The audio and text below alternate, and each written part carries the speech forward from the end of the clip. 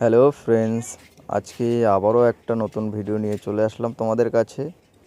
আজকে তোমরা দেখতে পাবে যে ডাইরেক্ট লাইন থেকে কি করে একটি কল এবং শাওয়ারের লাইন কি করে করতে হয় সেটাই তোমাদের দেখাবো। এই যে আমার হাতে এটা দেখতে পাচ্ছ, এটা টোটালটাই পিভিসি পাইপের কাজ, সব কিছু পিভিসি করা হচ্ছে, ঠিক আছে। তো এই যে আমার হাতে যে এটা ভালো করে আঠা ফাটা লাগিয়ে নিতে হবে, যেহেতু একটি এলবোর মধ্যে এটাকে লাগাতে হবে। এই যে এলবোটা দেখতে পাচ্ছ, এটাকে ভালো করে লাগিয়ে নিতে হবে আগে। আর আরেকটা কথা বলি, ভিডিওটা তোমরা পুরো না দেখলে বুঝতে পারবে না, অবশ্যই তোমাদের পুরো ভিডিওটা দেখতে হবে, তাহলে কিছু শিখতে পারবে।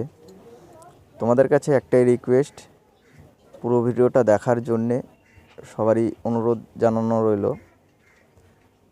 চলো এবার আমরা আস্তে আস্তে এই যে এলবোটা দেখতে পাচ্ছ, এলবোটাকে আমরা ঘোরাবো ওয়ালের দিকে। যেহেতু আমার লাগানো কমপ্লিট হয়ে গেছে, এটাকে ছাড়িয়ে আমরা এখন এলবোটাকে ঘুরিয়ে দেব। যেহেতু এটা পুরোটাই ওপেন লাইন, এলবোটাকে দেখো ঘোরাচ্ছি এবং অলরেডি ঘোরানো আমার কমপ্লিট। এবার মাপ নিয়ে নিতে হবে, যেহেতু এটা ওপেন লাইন আছে, লাইনটা কিছু ঘুরে ঘুরে যাবে। এই দেখো টেপ দিয়ে আমি মেপে নিলাম, অলরেডি মেপে নিয়েছি। এবার মেপে আমার পাইপটাও কাটা কমপ্লিট, তাও একবার ফাইনাল করে দেখে নিচ্ছি যেটা সঠিক কেটেছে কিনা। আর আরেকটা কথা না বললেই নয়, এই মোবাইলটা ক্যামেরা করছে আমারই এক মিস্ত্রি, ভিডিওটা করা হচ্ছে আমারই এক মিস্ত্রিকে দিয়ে। তো ওকে বললাম যে আজকে আমি নিজে কাজ করব, ভিডিওটা তুমি করো, তাই ও আজকে ভিডিওটা করছে। দেখো এলবোটাকে জয়েন্ট দিয়ে দিলাম ভালো করে আঠা লাগিয়ে। তোমাদের একটাই খেয়াল রাখতে হবে যে এলবোতে এবং পাইপে যখনই আঠা লাগাবা, তখন ভালো করে দেখে নেবা পাইপটা ভালো করে ঢুকেছে কিনা। চলো আমার পাইপ এলবো জয়েন্ট করা কমপ্লিট।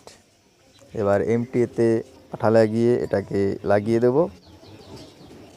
দেখো আঠা লাগাচ্ছি, ভালো করে তোমাদের আঠা লাগাতে হবে, ঠিক আছে। দেখো,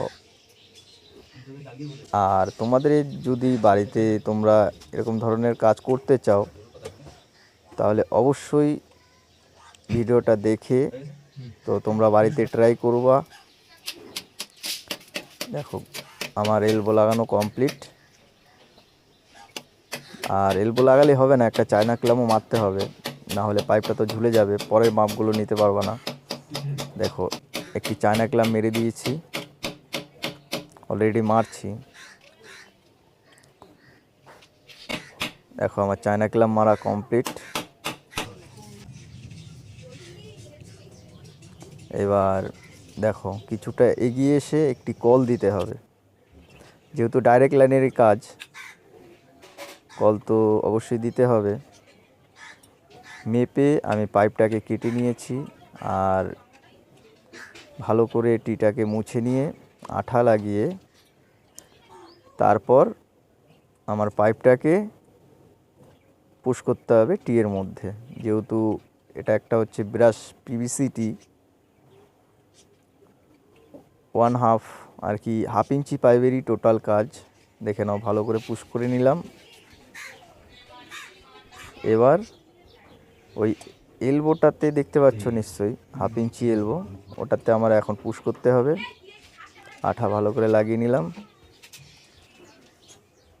একটাই জিনিস তোমাদের খেয়াল করতে হবে, আঠা দেওয়ার পর কিছু কিছু আঠা আছে পাইপ ঢুকে যাওয়ার পরেও তারপরেও বেরিয়ে আসে, ওটাই তোমাদের একটু ধ্যান রাখতে হবে যেন না বেরিয়ে আসে, তাহলে পাইপটা শর্ট পড়ে যাবে, ঠিক আছে। দেখো টিটাকে মারার পর একটি ক্ল্যাম্প অবশ্যই লাগাতে হবে, না হলে পাইপের মাথা নিচু হয়ে যাবে বা পরবর্তী পাইপ লাগাতে গেলে তোমাদের প্রবলেম হতে পারে। এইবার যেই কাজটা করতে হবে, একটি কল আমার দেওয়া হয়ে গেছে, এখন যাবে শাওয়ারের পয়েন্ট। মাপ নিয়ে নিলাম। এবার শাওয়ারটা আর কি যেই ওয়ালে তুমি করবে সেই ওয়ালে যেন সেন্টার হয়, দেখে নাও। সেন্টার করে মাপ নিয়ে তারপরে তোমরা শাওয়ারের কাজ করতে পারবা।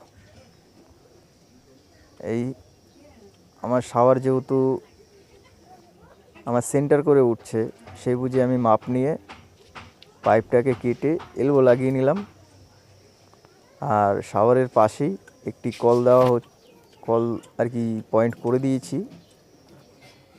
এলবোটাকে ভালো করে পুশ করে নিতে হবে। এবার দেখতে পাচ্ছ পুশ করার পরেও হালকা একটু বেরিয়ে এসেছিল, তারপরেও আমি একটু আঠা দিয়ে দিলাম। এইবার যেই কাজটা, তোমরা তো জানো শাওয়ারে আমরা কনসিল স্টপকক ইউজ করি, যেহেতু এই জায়গায় কনসিল স্টপকক দেওয়া যাবে না, এই কারণে ওপেন লাইন বলে আমি এই জায়গায় গেট ভাল্ভ ইউজ করছি। আর গেট ভাল্ভ ইউজ করার জন্যে দুটো এমটিএ অবশ্যই প্রয়োজন। দেখে নাও, ওই যে আমার হাতে গেট ভাল্ভ আর এমটিএটাকে ভালো করে রং পাট করে লাগিয়ে দিয়েছি আর কি লাগাচ্ছি। দেখো আরেকটা কথা, এমটিএ যতটুকু টাইট দরকার ততটুকুই দিতে হবে, না হলে পিভিসি এমটিএ যখন তখন ভেঙে যেতে পারে। নেক্সট আবারও একটা এমটিএ অপোজিট সাইডে লাগাতে হবে।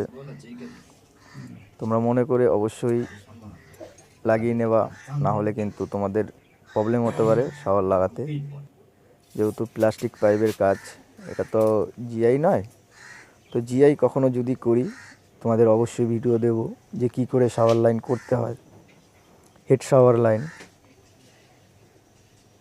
এবার গেট ভাল্বটাকে রেখে মাপ নিয়ে নিতে হবে, যতটুকু তোমাদের প্রয়োজন ততটুকু রেখে তোমরা মাপ নিয়ে নিতে পারো। আর আমাদের যতটুকু প্রয়োজন আছে ততটুকু রেখে আমি মাপ নিয়ে কেটে নিলাম। যেহেতু এটা একটা গেট ভাল্ব, পুরো লাইনটাই ওপেন লাইন, পুরো লাইনটাই আর কি পাইপ লাইনটা দেখা যাবে, এই কারণেই গেট ভাল্ব দেওয়া। আর না হলে যদি কনসিলে থাকতো তো আমি কনসিল স্টপককই দিতে পারতাম। যাই হোক, আর তোমাদের যদি কোনো সমস্যা হয় কাজ করতে তো অবশ্যই আমাকে কমেন্ট করবে, আর কমেন্ট করে জানাবে যে দাদা এই প্রবলেমটা হচ্ছে। আমি অবশ্যই কমেন্টে রিপ্লাই করে তোমাদের জানাবো যে ভাই এই জিনিসটা করো, এই জিনিস করলে তোমাদের কাজ সলভ হয়ে যাবে। তো এবার দেখো,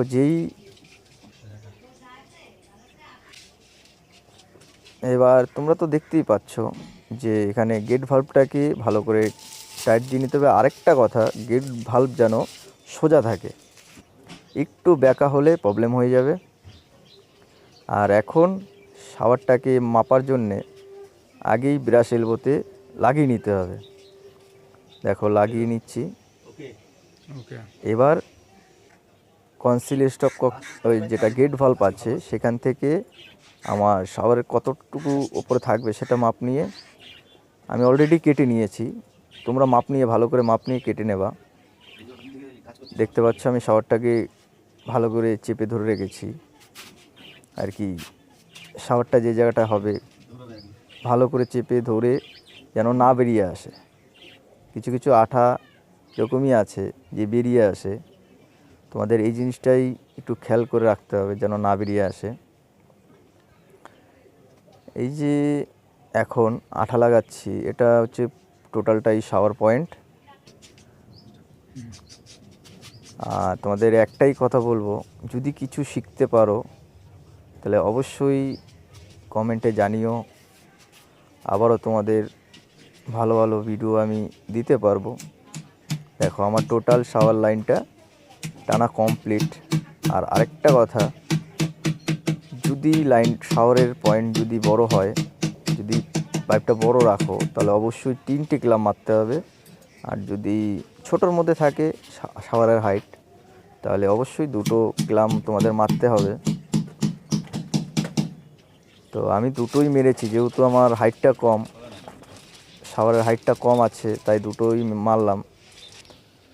এবার দেখো কল, বলেছি না শাওয়ারের নিচে একটা কল আছে, সেই কলটাকেই আমি লাগাবো।